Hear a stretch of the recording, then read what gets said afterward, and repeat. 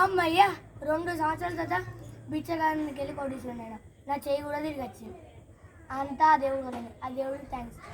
నిన్న ఆదిపురి cinema release అట, పోయి చూసేసేద్దాం. ఆ పక్కిన వాళ్ళని కూడా తీసుకున్నాం. వాళ్ళు ఏం చేసుకుంటుంటారో ఏమో. వీళ్ళు ఏదో మాట్లాడుకుంటానట్టున్నారు. ఇందమ్కి వచ్చారు. ఆ తర్వాత అడుగుదాం.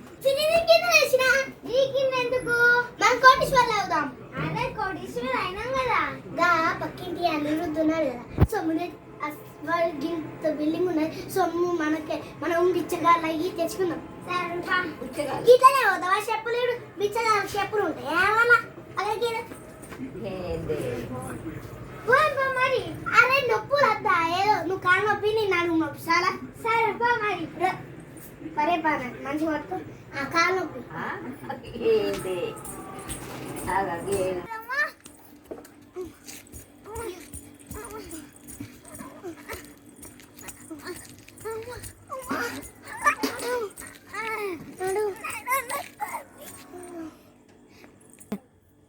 అమ్మ, వాళ్ళు నా సొమ్మే దొంగతనం చేస్తాం అనుకుంటారా?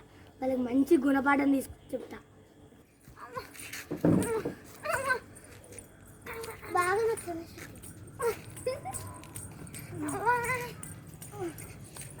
ధర్మం చేయండి. మీరు కోటీశ్వరులు అయిన విషయం నాకు తెలుసు. నేను పోలీసులకు ఇప్పుడే ఫోన్ చేశా. అక్కడ కూర్చోపోలి పోలే. అమ్మ మొదట ఇక్కడికే వాళ్ళు అంత దూరం బారిపోయి ఏం కాదు, తర్వాత పట్టుకుందాం. Wait for part 3 friends. మేము ఈ సమ్మర్ కాబట్టి నైట్ తీసాం, లేదంటే మార్నింగే తీసు. ఓకే, నెక్స్ట్ టైం పార్ట్ 3 మీకోసమే ఎదురు చూస్తుంది. మీరు లైక్ సబ్స్క్రైబ్ చేస్తే మేము పార్ట్ 3 ఈజీగా తీస్తాం. అలాగే